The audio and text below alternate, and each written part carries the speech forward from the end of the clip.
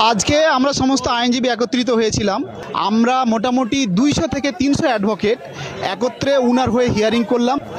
কালিয়াচক মোথাবাড়ি যে কাণ্ডটা ঘটেছিল সেই কাণ্ডর যে সমস্ত আসামিকে অ্যারেস্ট করা হয়েছিল তার মধ্যে একজন বিশিষ্ট আইনজীবী ছিলেন মোফাক্কেরুল ইসলাম এবং আরেকজন সাংবাদিক ছিলেন একরামুল বাগানি। এই দুইজনকে আজকে পিজিএম আদালতে প্রোডাকশনের জন্য রেখেছিলেন এবং আজকে হিয়ারিং হলো। আমরা মোটামুটি 200 থেকে 300 অ্যাডভোকেট একত্রে উনার হয়ে হিয়ারিং করলাম। প্রথমে বলতে চাই যে বিচার বিভাগ হচ্ছে আমাদের মাথার ছাতা এবং প্রত্যেকটা মানুষকে আইন মেনে চলা উচিত। এবং আমরা যেহেতু অ্যাডভোকেট হিসাবে আমাদের গার্জেন হচ্ছে আমাদের জুডিশিয়াল অফিসার অর্থাৎ জাজ সাহেবেরা। জাজ সাহেবদের নির্দেশ অনুযায়ী কিংবা জাজ সাহেবদের কোঅপারেশন অনুযায়ী আমরা প্রত্যেকটা কোর্টে জুডিশিয়ারি অফিসারদের সম্মান করে হিয়ারিং করি এবং জাজমেন্ট হয়।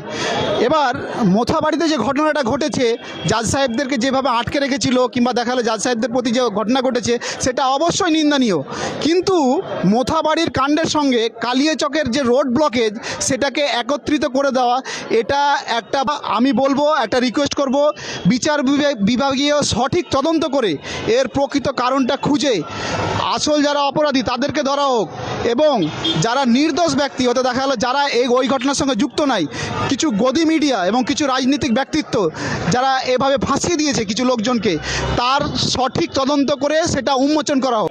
এবং এই ঘটনা সম্বন্ধে বলতে চাই যে প্রকৃত ঘটনাটা ঘটেছিল হচ্ছে মোথাবাড়িতে এবং মোফাক্কেরুলের এগেনস্টে যে মামলা রয়েছে কালিয়াচক থানায়। এবার কালিয়াচক থেকে মোথাবাড়ি এর যে ডিস্টেন্সটা মোটামুটি 20 থেকে 25 কিলোমিটার ডিস্টেন্স এবং যেটা আমরা জানতে পারছি সেটা হচ্ছে যে উক্ত দিন যেই দিন ঘটনাটা ঘটে মোফাক্কেরুল ইসলাম জলপাইগুড়ির উদ্দেশ্যে কলকাতা থেকে রওনা দিয়েছিলেন এবং রাস্তার মধ্যে আনুমানিক 9 থেকে 10টার সময় উনি যখন 16 মাইল টোল ক্রস করেন এবং কালিয়াচক সুজাপুরে যখন উনি গাড়ি নিয়ে জ্যামে আটকে যান, সে সময় কিছু স্বতঃপ্রণোদিতভাবে কোনো যুবক, হয়তো কিছু যুবক তাকে মাইকটা হাতে দেয় এবং কিছু উনি শব্দ প্রয়োগ করে আন্দোলনটাকে সমর্থন করেছিলেন।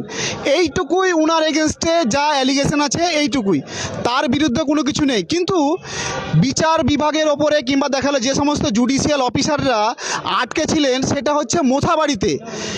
কালিয়াচক থেকে মোথাবাড়ির ডিস্টেন্স 25 কিলোমিটার ডিস্টেন্স, সেই ঘটনাটাকে গুলিয়ে দেওয়া হচ্ছে।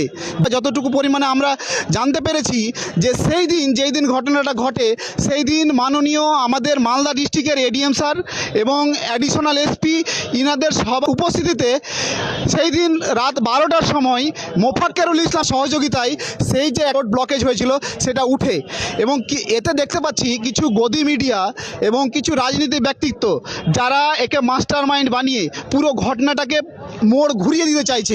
আমি এখানে শুধু একটাই কথা বলবো, মোথাবাড়ি ঘটনার সঙ্গে সুজাপুর এবং মোথাবাড়ি ডিস্টেন্সে যেটা কথাটা বললেন ঠিকই, 21 কিলোমিটার ডিস্টেন্স। মোথাবাড়িতে যে ঘটনাটা জুডিশিয়াল অফিসারদের, সম্মানীয় জুডিশিয়াল অফিসারদের আটক করা হয়েছিল সেটার জন্য আমরা তীব্রভাবে নিন্দা করছি এবং ধিক্কার জানাচ্ছি এবং আমরা এটাও দাবি রাখছি যে প্রপার ওয়েতে যথোপযুক্তভাবে নিরপেক্ষভাবে তদন্ত করা হোক। আগে থেকেই যদি সিদ্ধান্ত নিয়ে নেওয়া হয় জুডিশিয়াল সিস্টেমে যে একজন অপরাধী, তাহলে কিন্তু সেটা ন্যায্য বিচার হবে না, এটা আমরা মনে করি, আমরা আইনজীবীরা ভালো করেই জানি। কারণ ন্যাচারাল জাস্টিসে প্রত্যেকের অধিকার আছে নিজেকে তুলে ধরার, নিজের কথা বলার। তার বিরুদ্ধে যে অভিযোগ উঠেছে সেই অভিযোগের ভিত্তিতে তাকে যে অ্যারেস্ট করা হয়েছে সেই সমস্ত নিয়ে আমাদের মালদার যে বারের প্রায় 300 আইনজীবী আজকে ওনার হয়ে দাঁড়িয়েছিলেন এবং সিজিএম সাহেব সবার কথা শুনেছেন। খুব সুন্দরভাবে হিয়ারিং হয়েছে। আপাতত 7 দিনের জন্য ওনাকে জেল কাস্টডিতে দেওয়া হয়েছে। 7 দিনের, আগামী 17 তারিখ সিডি সহ ওনাকে প্রোডাকশন করা হবে, সেই দিন পরবর্তী হিয়ারিং হবে। সুজাপুরে যে আন্দোলনটা চলছিল সে সকাল থেকে আন্দোলন চলছিল। যদুপুরে আন্দোলন হয়েছে, কালিকাপুরে আন্দোলন হয়েছে, খালতিপুরে আন্দোলন হয়েছে, মোথাবাড়িতে আন্দোলন হয়েছে। এখন মোথাবাড়িকে কেন্দ্র করে গোটা রাজ্যে যে প্রস্তুতি খারাপ হচ্ছে এবং মোফাক্কেরুল ইসলামকে ওর সঙ্গে জড়িয়ে দেওয়া হচ্ছে, এটা মোটেও ঠিক নয়।